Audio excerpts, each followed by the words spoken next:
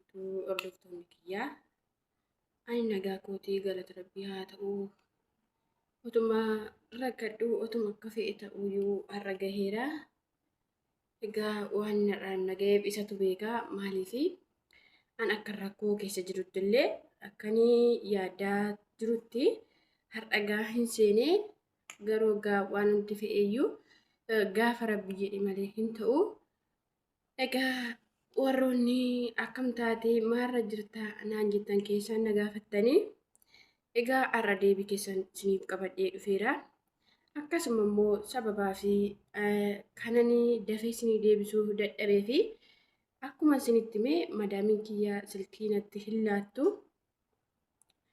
Akkasumallee inni doorsistii waan ta'eef viidiyoo hojjechuu miti yeroo xiqqoo boqonnaa iyyuu hin qabu. Sababa kanarraan kan ka'e dafee deebisuu dadhabee natti hin qabamiina adaraa keessan isiniin jedha dhiifama. Sanarraan kan ka'e egaa har'a akka dingataa yeroo xiqqoo argadhe sana keessatti immoo deebii sana isiniif deebisuu nan qabaa maaliif cinqamaa jirtaniif je'eeni. Egaa ani maarra jirta warra jettanii ani jijjiirama tokkollee hin qabu sanumarran jira. Maaliifi falas dhabee furmaatas dhabee man jira akka godhus dhabee yoom deemee garatti deemus wallaalee malee achuman jira. Maaliifi baay'ee ulfaataa jireenya baay'ee ulfaataa keessa hin jira. Egaa rabbittaa toluu anis waan godhu dhabee achuma keessa taa'een qaqqaammachaa jira abiddaa. Egaa bahuufis hin ulfaataa yoo nama qabaatan malee garatti bahaanis hin ulfaatan maaliifi ammatu nan bada jedhee qeelee namittiin kun otoo dingata na qabdee maaliifi yeroo hundumaa du'a faarsitti sin ajjeesatti waan ta'eef kun dingata na ajjeefti jedhee ammallee yaaddoo guddaa keessa hin jira. Egaa sanarraan kan ka'e ani egaa namatti himadhu sin qabu yaaddoo keessan ta'a ofii makoo halkaniif guyyaan bu'aa. Isheen yoo dadhabee bakka hin hojjedhu bakkee manarraa yoo hojjedhu bakka isin ajjeesaa malee biyya isin deebitu eessuyyuu hin geessu harkuma koo jirta jetti. Egaa sanarraan kan ka'e anis akka godhu dhabee kun egaa yaa rabbi asumatti ajjeef ta'ee abdii koo kutadhee abdii makutannaatiin hojiima sanan hojjedha maaliifi keessaa bahuu fi garatti keessaa bahuu hin qabu. Maatiin kiyyallee achi jajjabina tunaalaatu ta'ee boqonnaa amma tokkollee karaa maatis ani boqonnaa hin qabu. Maaliifi akkuma isinitti seenaa koos hin beektu abbaan manaa koos qarshiin harka nyaatee deebitee na xaraaramtu malee je'eetu achi falmii kaasaa harmeen koos maatiin koo hundinuu xaraaramtu malee je'u malee isaan waa'ee jireenya koo namni yaadu hin jiru. Egaa shamarran biyya arabaa hundi keessan barumsa isiniif ta'a je'ee tayyaada waa'een koo. Maaliifi namni rakkoo keessan hubachuurraa faayidaa isaa fayyadamuuf sin barbaada malee rakkoo keessan namni isiniif hubatu hin jiru tokkollee dhugaa rabbiiti. Isinitti himaa maaliifi sin fayyadaan dabarsiinaa dhugaa rabbii. Egaa eenyuyyuu taanaan fira keessa taanaan halagaas taanaanii qarshii keefsi barbaada faayidaa keefsi barbaada malee namni rakkattee rakkina keessiin furaa rakkattee si cinaa dhaabbadha kan siin jedhu tokkollee hin jiru. Kanaafiyyuu egaa sana keessatti kan si gargaaru rabbi qofaadha. Egaa nuyi harkuma isaa jirraa waan goonuu hin qabnu. Namni kaanillee yoo eessattuu miidhame takka maatii kiyyatti illee boqochuu ni danda'a. Akkasumallee abbaa manaa gaarii qabaatis itti boqochuu hin danda'a. Ani garuu sana hunda keessaa tokkollee hin qabu. Egaa waan godheef rabbitu beeka. Ijoolleen akka koo kun jirtuu laata dhugaa rabbiiti. Ani namni carraa akka koo qabu yoomiyyuu jira natti fakkaatu dhugaa rabbii. Maaliifi carraan kun badduudha dhugaa rabbiiti. Carraan kun baay'ee badduudha.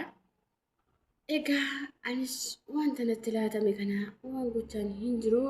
Kennaa rabbi namaaf kennee ganamaa waan gochaanis hin jiru.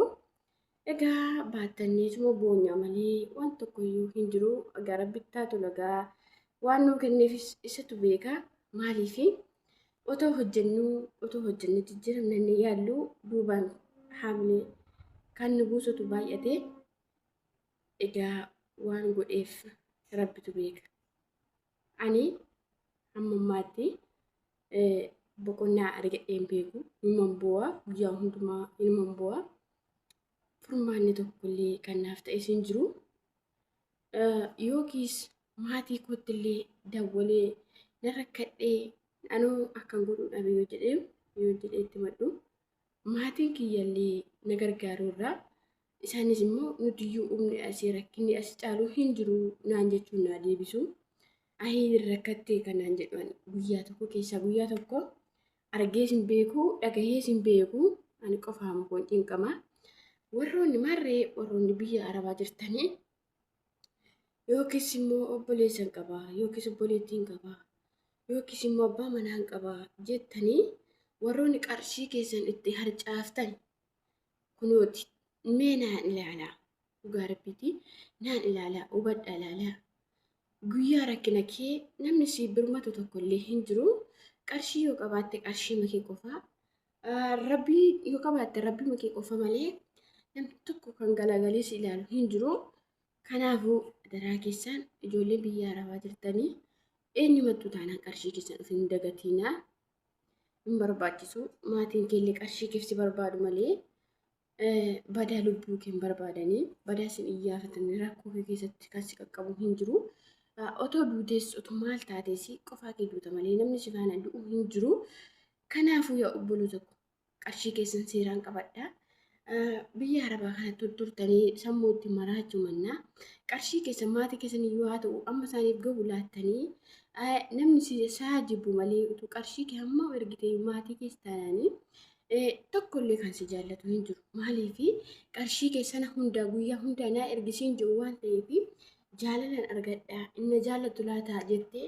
qarshii kee gooyoomtee of harkaa hin fixiini nam tokko qarshii kee takka qammase jennaan ittuu xalaata sitti ta'a malee tokkollee kan firasiif ta'u hin jiru dhugaa rabbisitti waan qarshii kee qammasiistennaan isumatu deebi'ee xalaata sitti ta'a garuu yoo ati qarshii kee kaawwattee yoo ati of tasgabbeessitee yoo ati beektuu taate isaanuma dhufee si jalatti bulaa warruma har'a si arrabsee si jibbeetu si jalatti bula kanaafiyyuu hin dogoggorin eenyumaaniyyuu qarshii laa'ee fiinii of jaallachiisattee yookiis immoo nan gammachiisattee hin yaaliin gonkumayyuu dhugaa rabbii maaliif ati qarshii ergitee nama sanas gammachiisuu hin dandeessu inni bulee ka'ee diina sitti ta'a maaliif har'aa bor ergisiin ji'a inni jedhuu fi haala ati keessa jirtu immoo mijachuu dhiisuu danda'a kanaafiyyuu qarshii kee qabadhu hin gowwoominii maaliif anis kunoo baay'ee gowwoomaan ture har'a kunoo erga naaf galee iddootii fuudhu dhabe egaa waan hundumaafuu harka rabbiitti lubbuunis harka rabbiitii warri viidiyoo kun sin bira ga'e subscribe gochuu hin dagatiinaa adaraa keessan yaada qabdan waan gochuu qabu waan falachuu qabu adaraa keessan yaadaan na bukkee dhaabbadhaa isiniin jedhaa galatoommaa sagantaa biraa walitti deemnaa nagaan